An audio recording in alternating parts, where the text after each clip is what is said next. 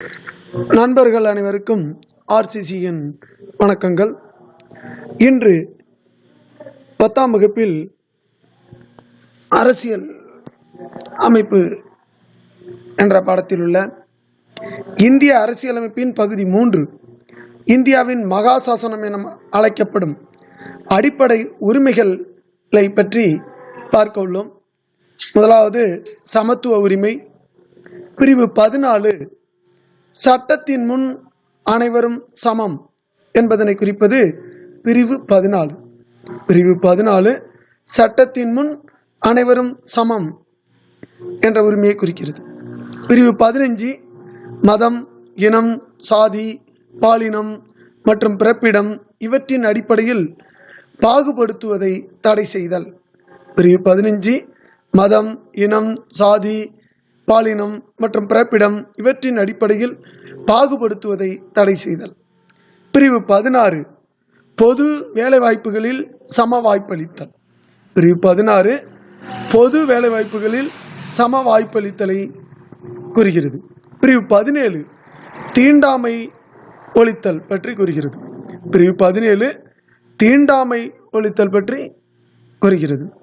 பிரிவு 18 இராணுவ மற்றும் கல்விசார் பட்டங்களை தவிர மற்ற பட்டங்களை நீக்குதல். பிரிவு 18 இராணுவ மற்றும் கல்விசார் பட்டங்களை தவிர மற்ற பட்டங்களை நீக்குதல் குறித்தது. அடுத்து சுதந்திர உரிமை. பிரிவு 19 பேச்சுரிமை, கருத்து தெரிவிக்கும் உரிமை, அமைதியான முறையில் கூட்டம் கூட்டுவதற்கு உரிமை, சங்கங்கள் அமைப்புகள் தொடங்க உரிமை, இந்திய நாட்டிற்குள் விரும்பிய இடத்திற்கு வசிக்கும் மற்றும் தொழில் செய்யும் உரிமை ஆகியவற்றை பிரிவு 19 நமக்கு தருகிறது. பிரிவு 20 குற்றச்சாட்டப்பட்ட நபர்களுக்கான உரிமை மற்றும் தண்டனைகளிலிருந்து பாதுகாப்பு பெறும் உரிமை பிரிவு 20. பிரிவு 21 வாழ்க்கை மற்றும் தனிப்பட்ட சுதந்திரத்திற்கு பாதுகாப்பு பெறும் உரிமை பிரிவு 21 வாழ்க்கை மற்றும் தனிப்பட்ட சுதந்திரத்திற்கு பாதுகாப்பு பெறும் உரிமை. பிரிவு 21A தொடக்க கல்வி பெறும் உரிமை. பிரிவு 21A மிக முக்கியமானது, தேர்வுகளில் அதிகம் கேட்கக்கூடியது. தொடக்க கல்வி பெறும் உரிமை இது சுதந்திர உரிமையில் உள்ளது.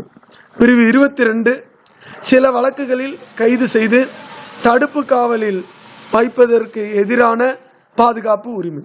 பிரிவு 22 சில வழக்குகளில் கைது செய்து தடுப்பு காவலில் வைப்பதற்கு எதிரான பாதுகாப்பு உரிமை. அடுத்து சுரண்டலுக்கு எதிரான உரிமை. இதில் பிரிவு 23 கட்டாய வேலை, கொத்தடிமை முறை மற்றும் மனித தன்மையற்ற வியாபாரத்தை தடுத்தல் பிரிவு 23 வருகிறது. பிரிவு 24 அதிகம் தேர்வில் கேட்கப்படும் பிரிவு 24 தொழிற்சாலைகள் மற்றும் ஆபத்தான இடங்களில் குழந்தை தொழிலாளர்கள் முறையை தடுத்தல். பிரிவு 24 தொழிற்சாலைகள் மற்றும் ஆபத்தான இடங்களில் குழந்தை தொழிலாளர்கள் முறையை தடுத்தல் ஆகும். 4வது சமய சார்பு உரிமை. பிரிவு 25 எந்த ஒரு சமயத்தினை ஏற்கவும் பின்பற்றவும் பரப்பவும் உரிமை தரக்கூடியது பிரிவு 25. பிரிவு 26 சமய விவகாரங்களை நிர்வகிக்கும் உரிமை. பிரிவு 26 சமய விவகாரங்களை நிர்வகிக்கும் உரிமை. பிரிவு 27 எந்த ஒரு மதத்தையும் பரப்புவதற்காக வரி செலுத்துவதற்கு எதிரான சுதந்திரம். பிரிவு 27 எந்த ஒரு மதத்தையும் பரப்புவதற்காக வரி செலுத்துவதற்கு எதிரான சுதந்திரம். பிரிவு 28 மதம் சார்ந்த கல்வி நிறுவனங்களில் நடைபெறும் வழிபாடு மற்றும் அறிவுரை நிகழ்வுகளில் கலந்து கொள்ளாமல் இருக்க உரிமை. மதம். அடுத்து பிரிவு 6 அரசியலமைப்பு உட்பட்டு தீர்வு காணும் உரிமை. பிரிவு 32 தனிப்பட்டவரின் அடிப்படை உரிமைகள் பாதிக்கப்படும் போது நீதிமன்றத்தை அணுகும் உரிமையை பெறுதல் பிரிவு 32 தனிப்பட்டவரின் அடிப்படை உரிமைகள் பாதிக்கப்படும் போது நீதிமன்றத்தை அணுகி உரிமை பெறுதல் பிரிவு 32. அடுத்து 1978ஆம் ஆண்டு 44வது அரசியலமைப்பு சட்ட திருத்தத்தின்படி அடிப்படை உரிமை பட்டியலிருந்து பிரிவு 31, அதாவது சொத்து உரிமை நீக்கப்பட்டது. இது இந்திய அரசியலமைப்பு சட்டம் பகுதி 12 பிரிவு 300A கீழ் ஒரு சட்ட உரிமையாக வைக்கப்பட்டுள்ளது. நண்பர்களே, இந்த அரசியலமைப்பு என் தந்தை டாக்டர் அம்பேத்கர் அவர்கள் நினைவில் கொண்டு இந்திய அரசியலமைப்பின் பகுதி 3 இந்தியாவின் மகா சாசனம் பற்றி தெரிந்து கொண்டோம். நன்றி, வணக்கம். அனைவருக்கும் RCCயின் அன்பான வணக்கங்கள். இன்னைக்கு நம்ம குடிமையியல் பாடத்திலிருந்து மிக முக்கிய 25 வினாக்கள் இன்று நாம் பார்க்க போறோம். அதற்கு முன் நீங்க எங்க சேனலை சப்ஸ்கிரைப் பண்ணலாம், மறக்காம சப்ஸ்கிரைப் பண்ணிக்கோங்க. வாங்க வினாக்கள் பார்க்கலாம். இதற்கான விடையை நம்ம உடனே பார்த்துருவோம். முதல் வினா, தேசிய கல்விக் கொள்கை எந்த ஆண்டு அறிமுகப்படுத்தப்பட்டது? தேசிய கல்விக் கொள்கை எந்த ஆண்டு அறிமுகப்படுத்தப்பட்டது? Option A 1968, option B 1986, option C 1996, option D 2010. இதற்கான சரியான விடை ஆப்ஷன் ஏ, தேசிய கல்விக் கொள்கை 1968ஆம் ஆண்டு அறிமுகப்படுத்தப்பட்டது. இரண்டாவது வினா, முதலாவது ஐந்தாண்டு திட்டத்தின் இலக்கு டேஸ் ஆகும்? முதலாவது ஐந்தாண்டு திட்டத்தின் இலக்கு டேஸ் ஆகும்? ஆப்ஷன் ஏ தொழில்துறை, ஆப்ஷன் பி விவசாயம், ஆப்ஷன் சி தொழில்நுட்பம், ஆப்ஷன் டி மனிதவள மேம்பாடு. இதற்கான சரியான விடை விவசாயம். மூன்றாவது வினா, உலக எழுத்தறிவு தினம் எந்த நாள் அனுசரிக்கப்படுகிறது? உலக எழுத்தறிவு தினம் எந்த நாள் அனுசரிக்கப்படுகிறது? Option A September 8, option B October 2, option C July 15, option D September 15. இதற்கான சரியான விடை ஆப்ஷன் ஏ, உலக எழுத்தறிவு தினம் செப்டம்பர் 8 அன்று கொண்டாடப்படுகிறது. நாலாவது வினா, 1929ஆம் ஆண்டின் சட்டம் டேஸை ஒழித்தது? 1929ஆம் ஆண்டின் சட்டம் கீழ்கண்டவற்றில் ஒன்றை ஒழித்தது. ஆப்ஷன் ஏ சிசு மரணம், ஆப்ஷன் பி குழந்தை திருமணம், ஆப்ஷன் சி சதி ஒழிப்பு, ஆப்ஷன் டி விதவைகள் மறுமணம். இதற்கான சரியான விடை ஆப்ஷன் பி குழந்தை திருமணம். 1929ஆம் ஆண்டின் சட்டம் குழந்தை திருமணத்தை ஒழித்தது. ஐந்தாவது வினா, 1829ஆம் ஆண்டின் சட்டம் டேஸை ஒழித்தது? 829ஆம் ஆண்டின் சட்டம் டேஸை ஒழித்தது? ஆப்ஷன் ஏ சிசு மரணம், ஆப்ஷன் பி குழந்தை திருமணம், ஆப்ஷன் சி விதவைகள் மறுமணம், ஆப்ஷன் டி சதி, அதாவது உடன்கட்டை ஏறுதல். இதற்கான சரியான விடை ஆப்ஷன் டி சதி என்னும் உடன்கட்டை ஏறுதல். ஆறாவது வினா, பல்கலைக்கழக மானியக்குழு டேஸ் மொழியை பயிற்று மொழியாக விரும்பியது? பல்கலைக்கழக மானியக்குழு டேஸ் மொழியை பயிற்று மொழியாக விரும்பியது? ஆப்ஷன் ஏ தாய்மொழி, option B Hindi, option C சமஸ்கிருதம், ஆப்ஷன் டி ஆங்கிலம். இதற்கான சரியான விடை ஆப்ஷன் ஏ தமிழ், அதாவது தாய்மொழி. ஏழாவதுனா, 1990 உலக எழுத்தறிவு வருடமாக டேஸ் அறிவித்தது? 1990 உலக எழுத்தறிவு வருடமாக டேஸ் அறிவித்தது? ஆப்ஷன் ஏ பன்னாட்டு நீதிமன்றம், ஆப்ஷன் பி ஐநா சபை, ஆப்ஷன் சி சர்வதேச சங்கம், ஆப்ஷன் டி சார்பு. இதற்கான சரியான விடை ஆப்ஷன் பி, 1990 உலக எழுத்தறிவு வருடமாக ஐநா சபை அறிவித்தது. எட்டாவது வினா, விதவை மறுமண சட்டம் எந்த ஆண்டு இயற்றப்பட்டது? Option A 1856, option B 1950, option C 1961, option D 1955. இதற்கான சரியான பதில் ஆப்ஷன் ஏ 1856. விதவைகள் மறுமண சட்டம் எந்த ஆண்டு இயற்றப்பட்டதுன்னா 1856.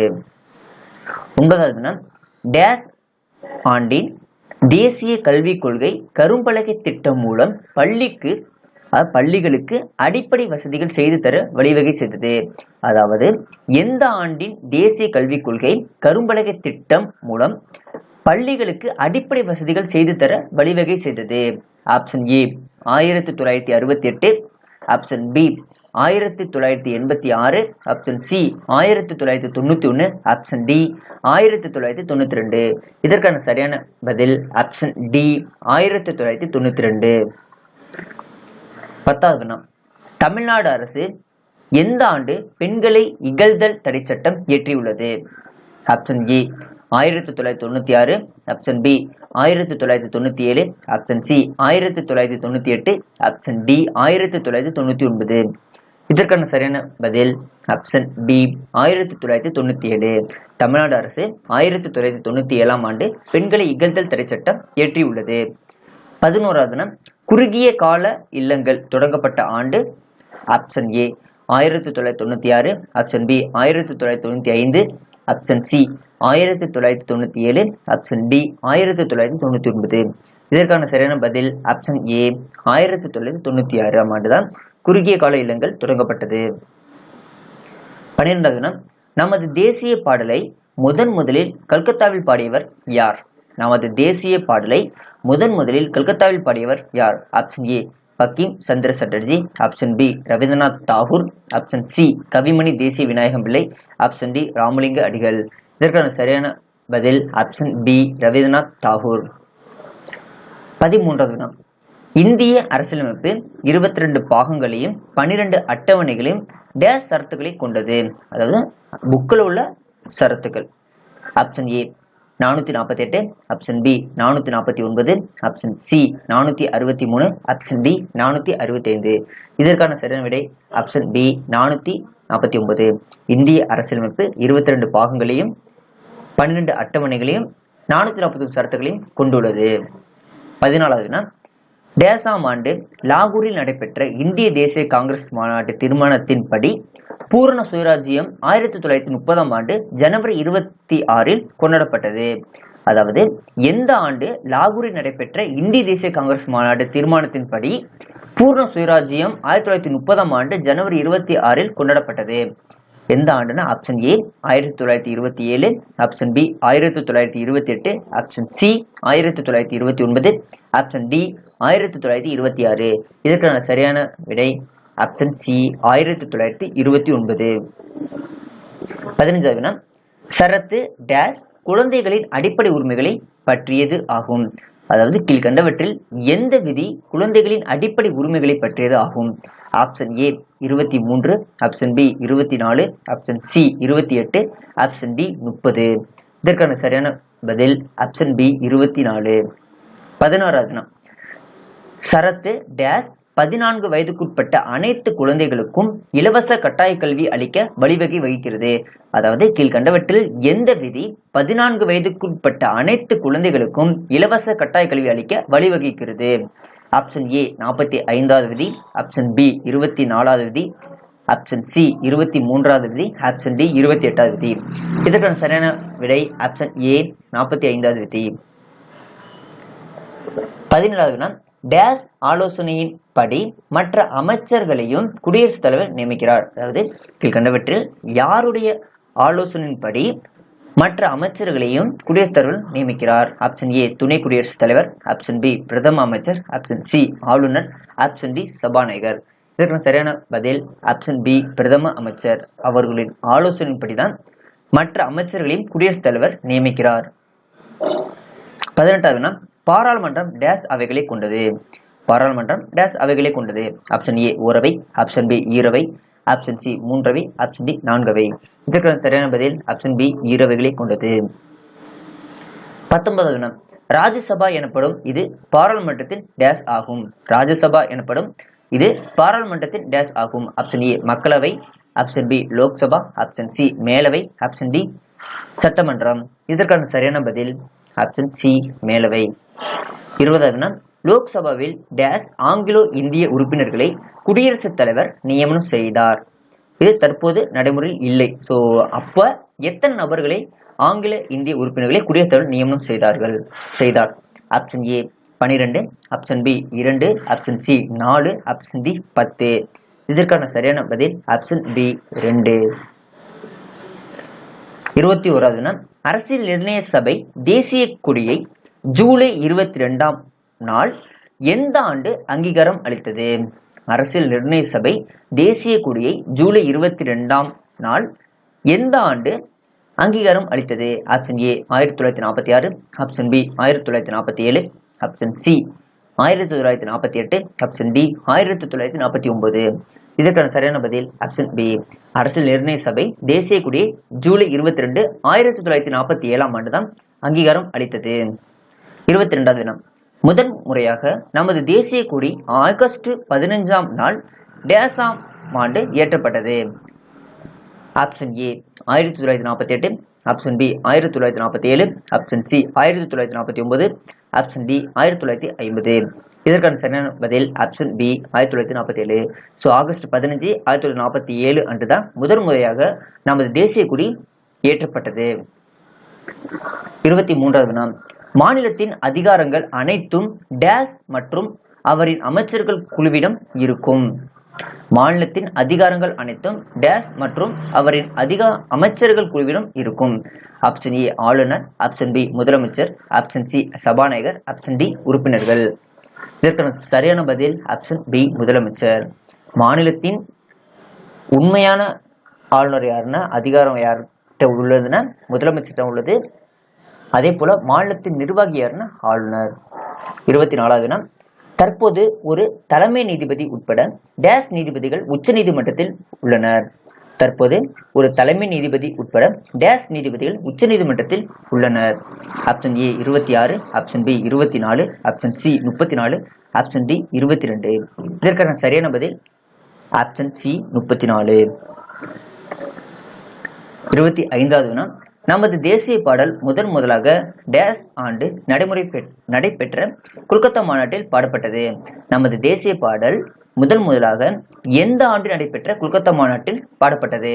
Option A 1896, option B 1882, option C 1890, option D 1905. இதற்கான சரியான விடை ஆப்ஷன் ஏ 1896. நண்பர்களே, இன்று நாம் டிஎன்பிசி எக்ஸாம் 2021க்கான குடிமையியல் பாடத்திலிருந்து மிக முக்கிய வினா 25 வினாக்கள் இன்று நாம் பார்த்தோம். இதே போல நாளை மற்றொரு வீடியோவில் உங்களை சந்திக்கிறோம். நன்றி, வணக்கம்.